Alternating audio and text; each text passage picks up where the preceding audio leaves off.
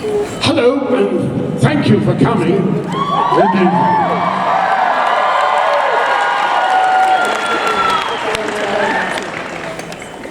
Well, speak, girls, speak. Good afternoon. It's great to be here. Good afternoon, Salt Lake City. It's a long way from Middle Earth to here, but I made it. Right, now what would you like us to do? I know there are a lot of questions, and I believe they're going to come up on a screen, is that correct? So I'm going to move forward so I can see the damn screen. Oh, did I say that out loud? Very good. Well, let's start off by me asking questions. Miranda Otto, what was your favorite part of shooting The Lord of the Rings?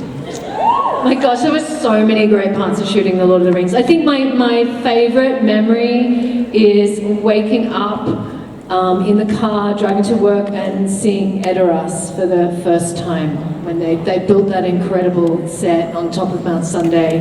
That was astonishing to wake up to. Yes. On that flat plain with all those mountains around. All the mountains, and then that whole set that was on top of that mountain, that then they returned back to nature afterwards. So you can never see that set again. Yeah. And as I remember it, we got out of the buses and we looked around and we saw the most beautiful landscape that we'd ever seen. And we all looked at each other and said, no one is going to believe this. Yeah. They're going to say it's just a painted background. It was one of the most astonishing places that I've ever visited, and I visited most places. Tell me, young man. Epic. Tell me, young man. Yes. Which of your many characters gave you most pleasure? Breakfast, lunch, and dinner. However, Lurtz would have been my favorite out of them all. Even though it was the 11-hour makeup, in the birthing Lurtz, where I was in the Orthanc chamber with Christopher Lee, that makeup took 11 hours and 4.5 hours to take off. But my ultimate scene was actually with Christopher Lee in that Orthanc chamber, working with a master. I only had a few lines, but I couldn't even get those out because I was so awestruck with Christopher being in front of me. Because he used to scare the shit out of me as a kid when I was a kid. And when they were putting the makeup on me as the naked Lurtz, the birthing Lurtz, I was looking in the mirror and I was scared of myself. And I thought this would be the ultimate payback, to pay back Chris for scaring me all those years ago. So I said to my makeup artist, Gino, I said, I want to run on set and I want to scare the shit out of Christopher Lee. And they said, no, you can't do that. And I went, why not? Do you remember him as the vampire? Yeah. In Dracula? Yeah, Dracula. Oh God, I was about 11. I was walking up roads with trees rustling in the dark, shaking with fear. It was wonderful. And the ultimate payback would be to run on set and scare the shit out of Christopher Lee, this god. So I asked Gino, I want to do that. I want to run on set and scare the shit out of him. He said, no, you can't do that. And I went, why not? He goes, because he's 72 years old and his heart ain't what it used to be. And I said, so with a sad heart, I had to go in with my head down. Hi, but that was my most memorable and favourite scene and character out of the whole three. What was yours, John? I think my most memorable was probably And it's a picture wrap for John. No, there were many. I mean, it was a glorious cast, fabulous crew, great script, genius director. I mean, everything was right. There was only one grumpy old bastard in the thing, and that was me. It was definitely one of those things that when you were working on it, I had no doubt that it was going to be amazing. Like sometimes you work on things, you think they'll be great and they're not. Sometimes you think it's not going to be good and it is. But this one, I always knew the whole time that this was going to be a huge group of movies and that people would continue to watch them for so many years. No doubt in my mind.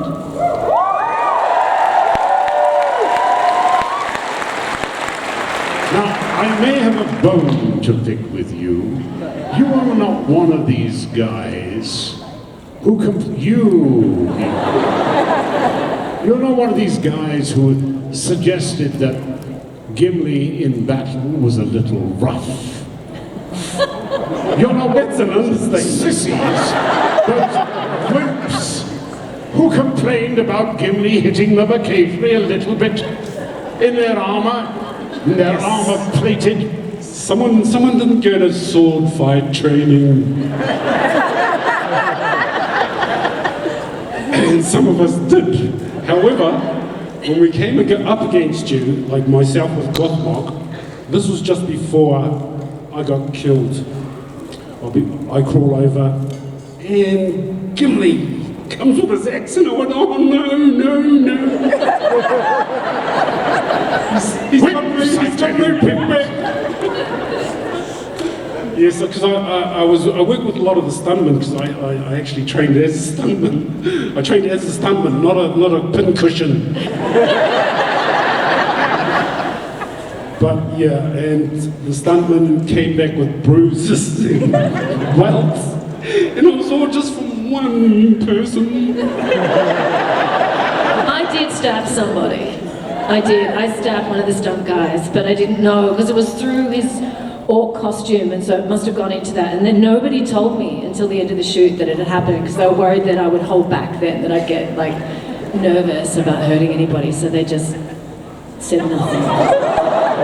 Yeah, your stunt double gave me a good whack in the face. No. Amanda? Do you remember Amanda? Yeah. Yeah. I think I would rather have gotten punched by you. What does that mean? How long did it take you to get used to your costume? Well, it didn't take long because it wasn't real heavy plated armor. They had the plastic armor, and so we could actually, because we did a lot of movements, fighting, running, so it didn't really get hot. But I had a bodysuit, a wet bodysuit.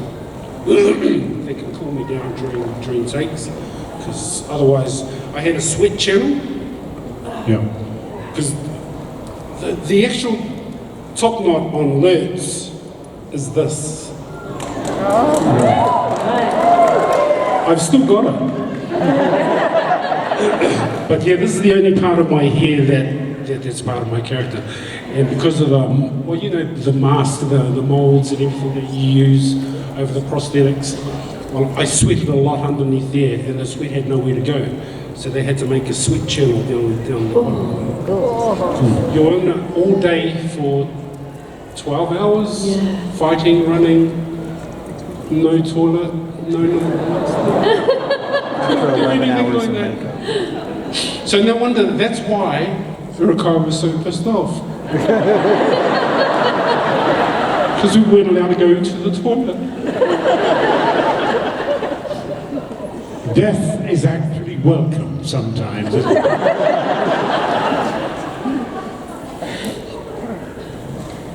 What about you? Did you, I loved doing the fighting. I loved all the fighting sequences. That was heaps of fun as a girl to get to do that kind of stuff. And we had amazing, stunt trainers, and who was it who was our master trainer? Was it Bob? Is that his name, Bob? Yes. I can't remember now, but he was fantastic. And I don't know if I would be as fearless now as I was then. Like, the stunt guys just made you feel like you could do anything. And we were so well trained, and they would rehearse you through all these stunt sequences. I just had no fear about it at all. But now I don't know if I would be as fearless as I was then. Well, I sometimes get asked, would you go back and be Gimli again? And I think, you know, there was the helmet which weighed 10 pounds, the boots which made 12 pounds, the costume, and then the chainmail and the armor, and that's a total of 80 pounds running up hills. Yeah, at 81, I don't think I'm really, just yet, I could do it, but... The armor was heavy. Like, it was heavy, even though they made it lighter than it would actually be if it was like real chainmail, because it was that plastic coated in metal. But it was still heavy, you know, because when I was fighting in a dress, it was much easier than fighting in all the helmet and the chainmail and the leather stuff, a really heavy costume. Yes. Yeah. Do you know that Viking boys used to be given their first set of chainmail when they were 5, and they would add to it as the boy grew. So by the time he was 17 or 18, fully grown, that 40 pounds of chainmail that he would be carrying was just part of his... Just easy. Yeah, just like the weight of a suit on. Right. It's like when my daughter trained for exams, they used to strap batteries to the end of their pencils so that they could train them to write really fast. So that when they wrote with a pencil without the battery, that it was like so easy to write. So you train yourself for the weight. That's a new one for me. All right then, are we ready now? Oh, well, look, we've got 29 minutes and 18 seconds left. Should we get questions? Do people have questions for us here? Is there in the middle? Wow! Who's got the microphones for the questioners? Ah, there you go. Fire away. Hi. My question is, what is each one of your most memorable or impactful memories you have on Lord of the Rings, either on screen or off screen? Mine would be that lovely evening at Edoras. We'd had I think it was a 3-hour drive to get there. It was a long drive. And my trailer was there, and Vigo's trailer was there. And I decided that I really didn't want to do a 3-hour drive back and then a 3-hour drive in the morning. So I decided I'd stay, and so did Vigo. And of course, production was worried because they hadn't arranged for us to be catered for. So Vigo said, oh, don't worry about it, we'll sort it out. And as soon as they were gone, he took his fishing rod. He carried his fishing rod everywhere, found a little stream, and came back 20 minutes later with 2 trout, and cooked it over a fire. And we just talked, and how amazing. there may have been a beer or 2 involved as well. But it was just one of those glorious, unique evenings in your life. And I remember it with affection and him with awe and respect.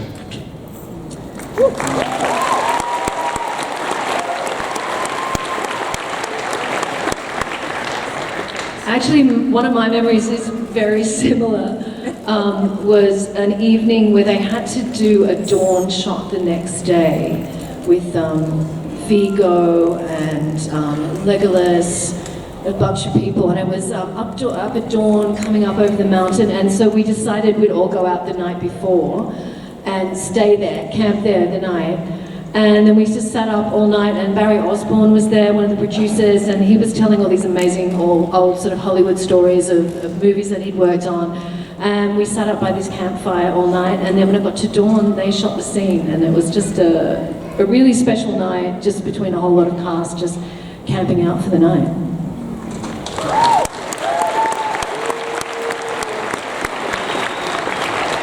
Oh, I think I've already explained mine, which was with Christopher Lee, of course. That's the ultimate pleasurable moment ever in my career.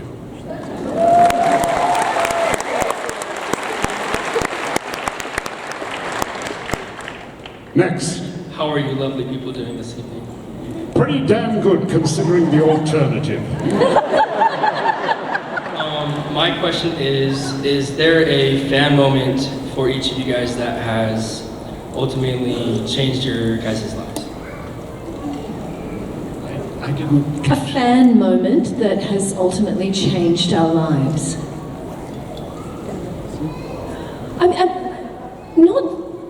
I couldn't say a particular moment, but I'm always bowled away by the stories that I have from people about the experience that they had watching these films with their families, and how much the fans have very much kept this world alive. Like, it really is the fans more than anything that has kept the Lord of the Rings going. And I get so many, in particular, women who come up to me and talk about Eowyn and how much they related to her character as a kid, and what sort of strength the character gave them. And that's a really beautiful thing to have been a part of that. So yeah, it's sort of a general kind of memory.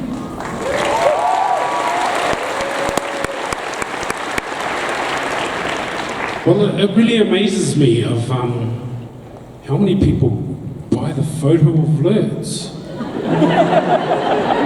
for their friends. I don't think they like them. But you meet a lot of fans from all over the world. Like this morning we went to the Ronald McDonald house. And we with John this morning. And it's just amazing. It was Sioux Falls. We went to visit kids with cancer.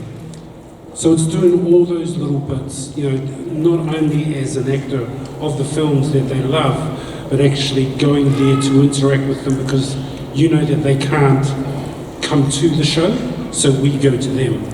So that's, you know, this morning was, she just had a liver transplant a couple of months ago. John entertained her, you know, and her friend this morning, and it was a wonderful sight to see. And that's a wonderful thing to actually witness and be there to actually see, and to give back to the kids as well.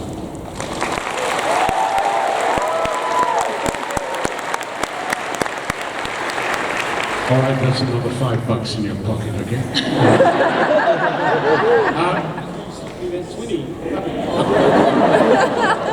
Well, we dwarves are somewhat mean with the money, you know.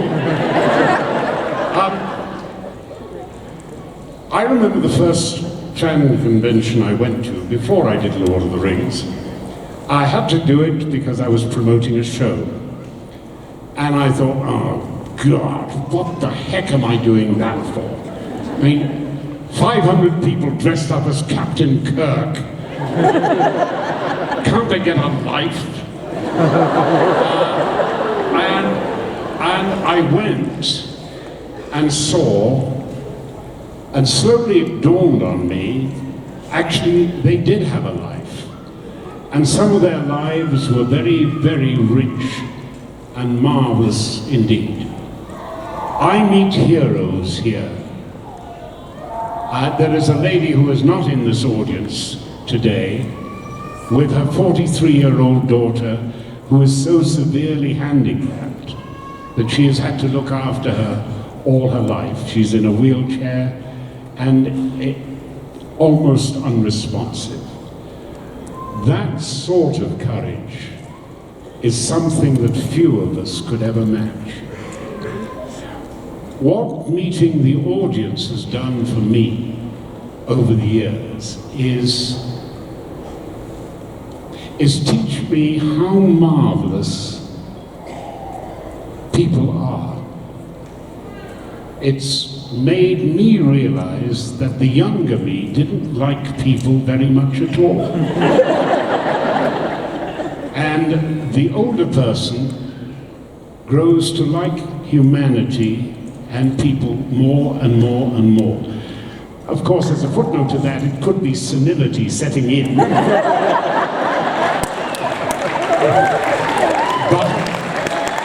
I'm going to pass it off for Zoom. Thank you.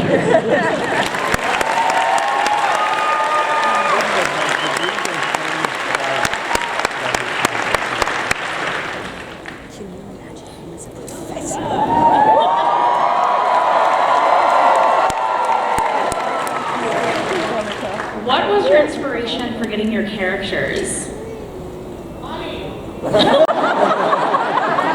No, it wasn't the money, believe me.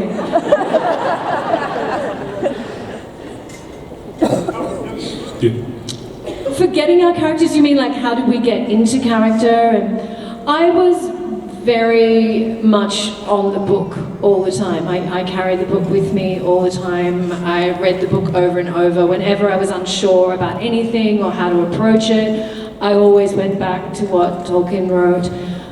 Originally, when I read the first scripts, there was all this stuff that had been written that was sort of nothing to do with the books, and they ended up getting rid of that and taking the story more back towards the books. So there were particular pieces of music that really inspired me, and it was, the whole world was there. When you arrived in New Zealand, they just set up everything for you to succeed, everything for you to be able to find this character, from the horse riding to the sword fighting to learning Old English to dialect coaches, everything. So it was just a matter of like having all this material to study. It was really fun.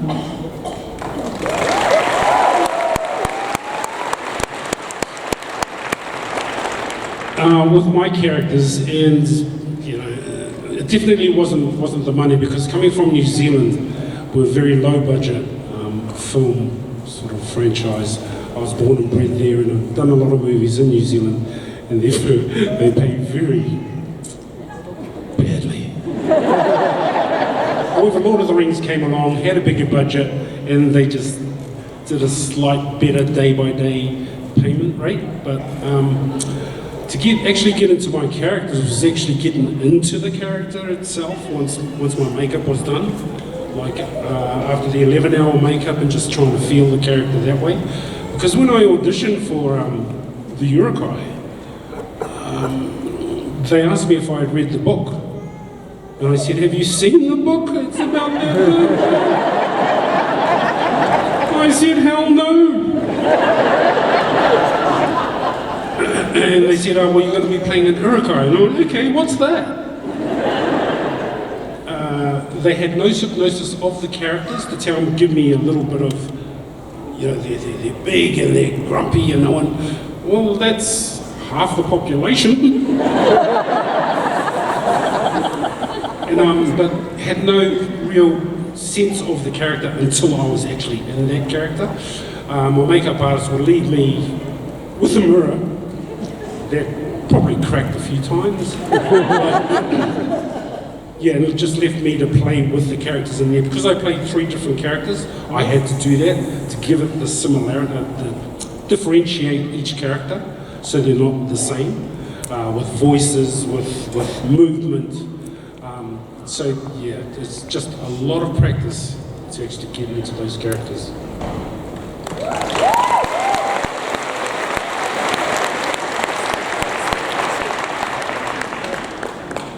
You start with a script. Any of you who become filmmakers or directors, you start off with a great script. That indicates the character as it should be. The problem with Lord of the Rings as a book is it's unfilmable.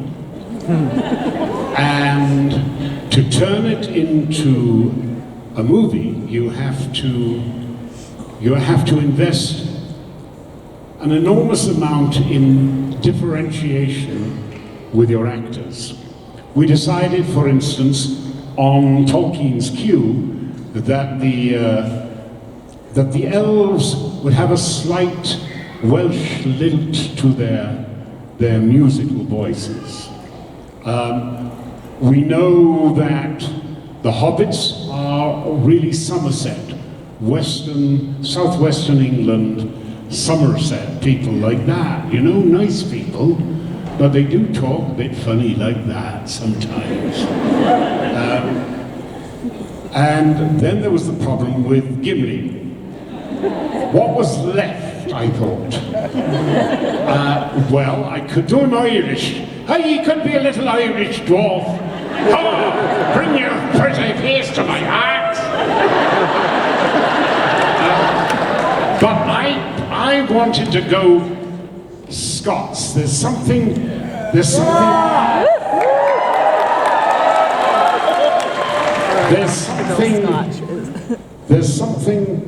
I mean, there are lots of accents in Britain, and there are certainly lots of accents in Scotland, but Edinburgh is a very refined and very posh way of speaking English properly.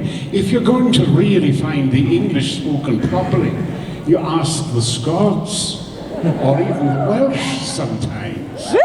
The English have no clue how to speak English. But then there's that area around Glasgow, which is a lot more back in the throat, and it's got a slight sense of aggression to it. And I wanted that as part of Gimli, that instant fire, that xenophobia, that pick a quarrel at any time. And Peter and I settled on that as being a plausible way of doing it. The other thing with my character is we are faced with a script that has no comic relief at all. And Peter and I discussed it and thought, you know, we need to be able to discharge the tension that comes from certain scenes by having a laugh from time to time. And I said, look, Gimli has got to be that character. The secret to Gimli, of course, is he doesn't realize he's small. And that in itself is funny. So you take all those considerations in. You serve the script, you serve the director's vision, and you cobble it together, and you end up with, as Peter did end up with, a masterpiece of film.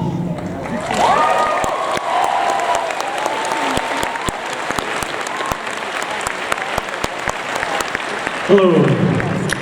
My question is, what is the least favorite subject you had in school?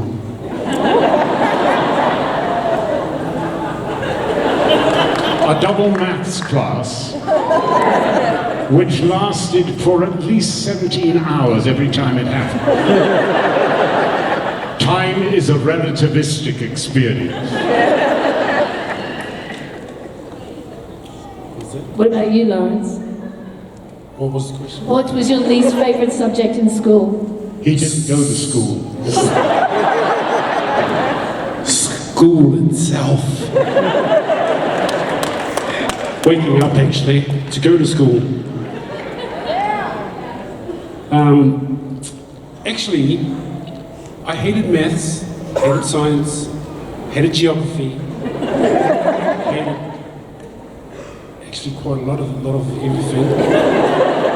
But now I'm rather good at it. I can do maths. I know my geography now because I've travelled all over the world. I kind of like it now. I didn't like it then, but I like it now.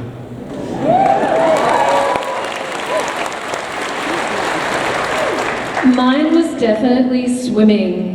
In Australia, we all had to swim like from a really early age at school, and they'd make you, and I'd fallen in a pool when I was really young and I nearly drowned, so I had a real fear of water, and they used to make you run through these showers and get in the pool like from when we were about 5, and I found swim class really terrifying, did not like it. I can swim now, but it took me a long time to learn to swim.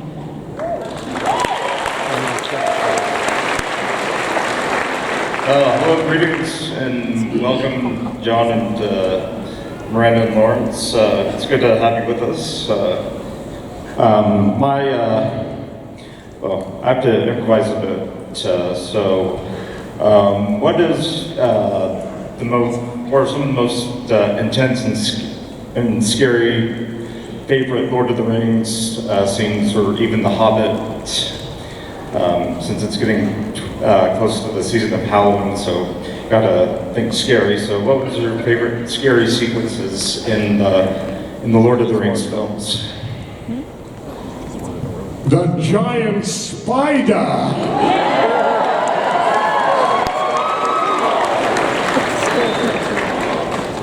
Did they have to be the ones that we were in or ones that we watched?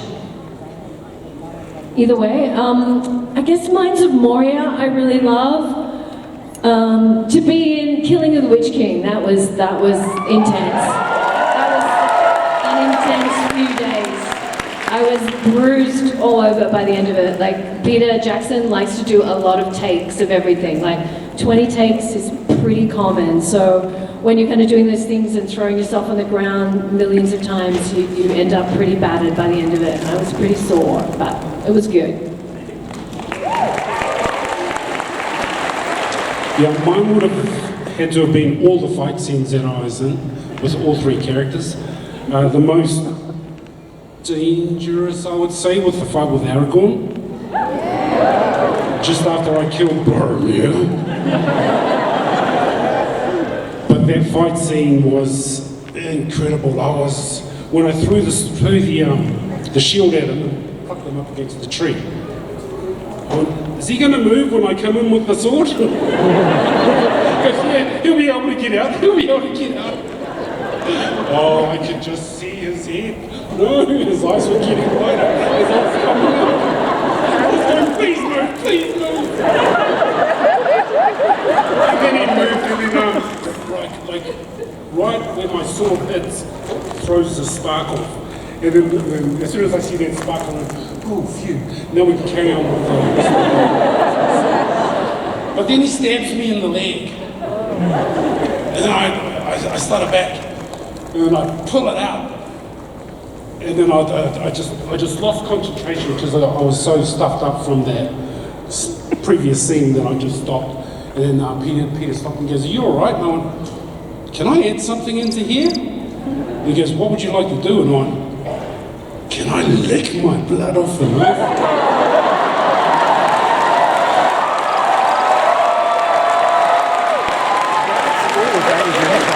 And Peter being Peter, loves any suggestions any of the actors want to give towards your character. And he goes, yeah, love it. So they put black molasses on there. I don't like sweet stuff, but I licked it off, and that was so cool. Snag it back, licked it off, and threw it back at him. When I threw it back at him, they stopped, and then they changed my soft lenses to hard lenses. I don't know if anyone wears, contact lenses. Soft lenses, then they do hard lenses. And the hard lenses are like half a ping pong ball and it sucks into your eye. They only did that because of the close-ups. And then once I've licked it, I've got to throw the knife back at Aragorn. Well, once they changed the eyes, the lenses, I licked the blade and I can't see anything. Anywhere. I could just see trees and he goes, I said, just point me in the direction of where Vigo is, because he's got to give me my eye. I've got to be my eye for where I throw it. I'm not supposed to throw it to him, I'm supposed to throw it on the side of him. Okay, here we go. Stab in the leg, stab it back. And I went, oh shit, where is he? Lick it. Oh, who cares?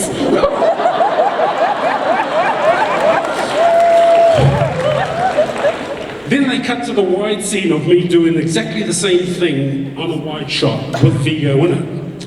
Well, that shot where I throw it at Vigo, I actually throw it at Vigo.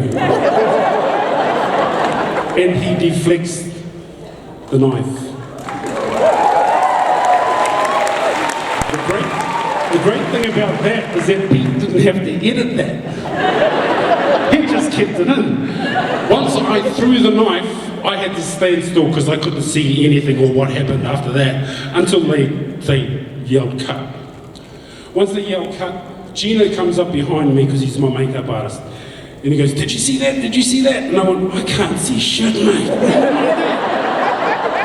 And then he goes, "You threw the knife at Vigo." And I went, "Wasn't I supposed to?" Just no, you were supposed to throw it away from him. And I went, "Is he okay?" He goes, "Yeah, he deflected it." Oh, thank God. That was scary. That was the most scariest of the movie.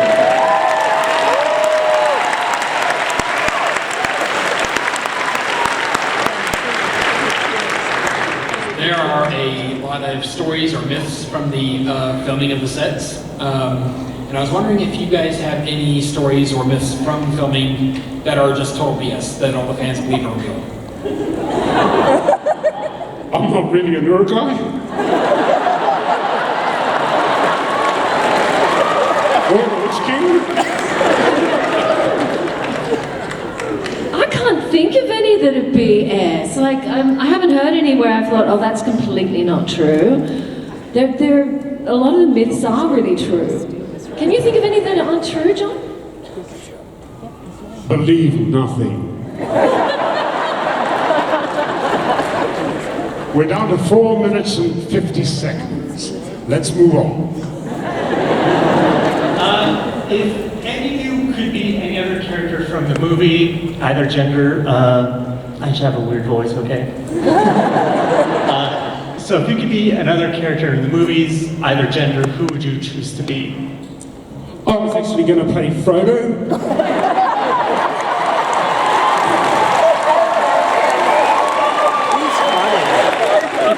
They keep on saying that I was a little bit too tall. And I said, well, if John Rhys-Davies can play a dwarf, I'm sure I can play a hobbit. However, they got someone else for the role. I think I could have done Arwen.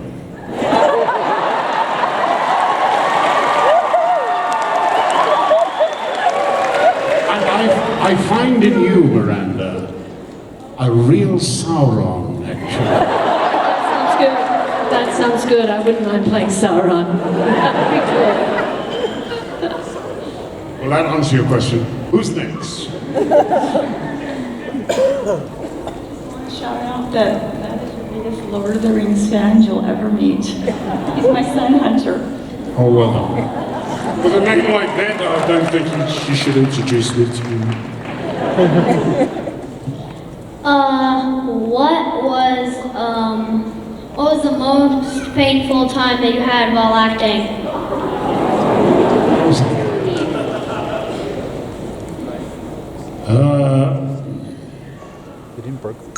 Every day in makeup, taking that damn makeup off was painful. By the way, I like your fez.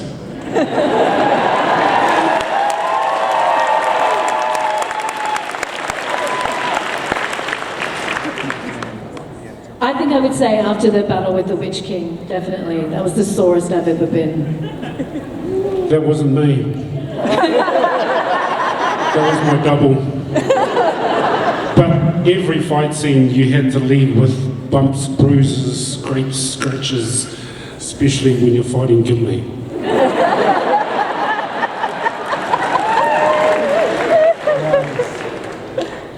Thank you, each of you, for being so generous with your time and being here today. So, for the three of you, because you had a variety of characters and superb costumes that you got to wear, made by Nyla and Richard and the folks at What Up, which was your favorite costume of all, or favorite piece of the costume? I had so many beautiful costumes. It was one of my favorite things. Every time we'd have a wardrobe fitting and they'd come up with another amazing costume. But my favorite for Eowyn is the white dress because she's the White Lady of Rohan. I wish I had asked to keep the dress. They asked me what I would like to keep and I said, oh, I'd like my sword, which I got. And I would like my belt, because I thought they'd never give me the dress. So I got this beautiful silver belt that they had handcrafted. But then I found out Liv asked for her dress and she got it. So I didn't aim high enough. I wish I had the dress. And I know Peter Jackson has all of that stuff. He has it all down in Wellington, because I went back there recently and they pulled out a whole lot of my old costumes. They were all like sitting in the office there. So it still exists. I wish I could have had the white dress.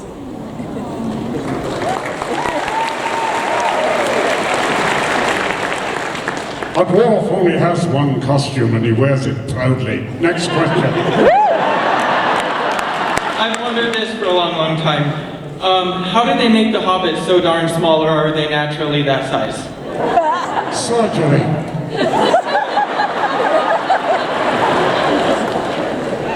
Next question.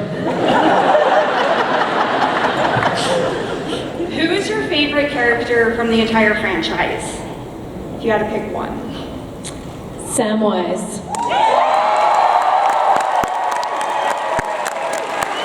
He's the heart and soul.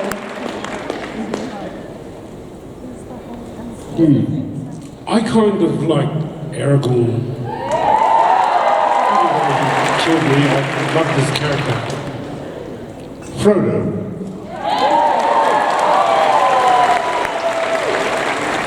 Accompanied, of course, by a certain well-known handsome dwarf. Next question.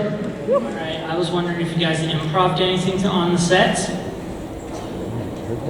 Whether we improv'd anything. Not so much, because, the script was very set. I didn't improvise any dialogue or anything. It wasn't that kind of a film where you could make up dialogue. I don't know if anyone improv'd anything physical. No, I improvised a lot with the director's assent and consent, and sometimes advice.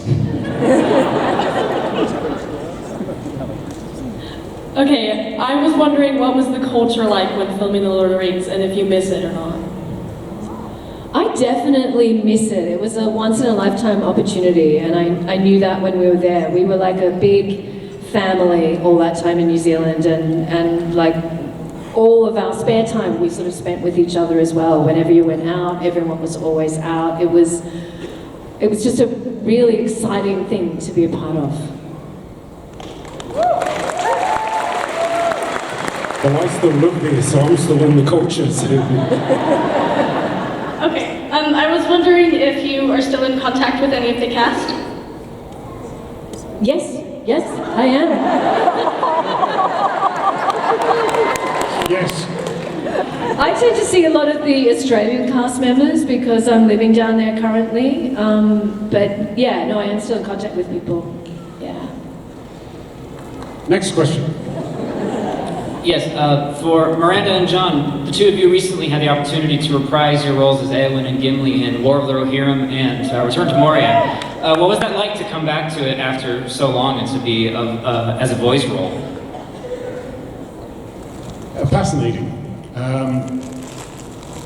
Fascinating, yes. It's very odd, though, to go back and do something that you did 25 years ago. Very odd. Really odd, yeah.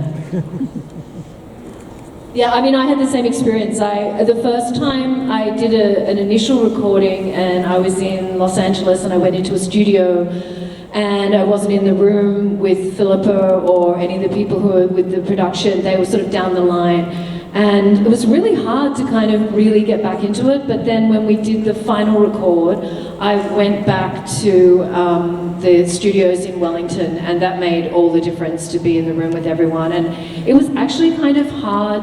I thought, oh, they'll like it that my voice is like more mature now, and they're like, no, we want you to sound exactly like you sounded then. Which was harder, but it was really a moving experience going back, because it was the same lot of people who work at Park Road Studios there, and it was sort of like this opportunity to go back in time just for this really short period. It was special. Did you find it like that, John? Yes, but I think that we're now a minute over our time. Can we just... How many more questions are there? Well, that 2 questions. All right, we'll do it very quickly. Come on. I have a question for you. What was it like playing in the Mormon Tabernacle Choir as the ghost of Christmas present hanging on wires in the air? It was wonderful. Wonderful. Flying over an audience is just glorious. Yeah, I had a lot of fun with that one. Yes. Well, I had the great privilege of being in New Zealand in February. I went to Middle Earth, and it's very remote. It's absolutely spectacular and unique. But I was wondering what your day was. Was you able to stay out there? Did you have to travel every day? Kind of what was your normal day like in the filming? It depended where we were shooting, really. If we were on location or if we were at the studios. There was that memorable time when we were shooting. I don't know that we were there. We were down in Queenstown. And it was raining a bit. That was the day the call sheet went out. There will be no filming tomorrow as the lake is underwater. Not only the lake, but about 20 square miles around the lake. That was the time where we all got issued with Wellington boots and walked to the step ladder to climb to the first floor of the hotel because the ground floor was flooded. And it was a moment of genius, actually, because there had been so much rain it had wiped out 12 houses and then had pushed them right across the main road. So instead of the production office being 3 miles away from the town, it was now about 19 all around the lake, single track road. When you're in a big production, if something goes wrong, it can really throw things completely out. The genius of the production of that show showed just then. We did not film that day. We then had to move 200 crew, horses, to another part of New Zealand and arrange accommodation for them. And you understand, there wasn't that much accommodation available at short notice. And we traveled the following day, and the day after, we picked up the show somewhere else. It was a tribute to the organizational genius of Jackson's team. You guys, we've run out of time. Can you please give a huge round of applause for Lauren, Miranda, and John, everybody? No, wait. They requested, they love doing that photo at the very beginning. We're going to do that one more time, guys. We're going to do that one more time. Can you please pull out your cell phones? Pull out your cell phones. We're going to do one more group shot with all of them here. Please pull out your cell phones. Get your cell phones out. They're going to do it one more time. Cell phones out. Put your flashlights on here, and we're going to do one more photo. Get the photo. All right, guys, let me turn.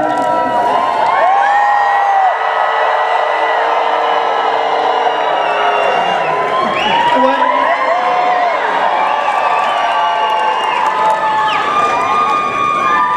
All right, get in. All right, guys, on the count of 3, you're gonna go nuts. 1, 2, 3. Guess what, guys? They can still hear you right now. Give them one more round.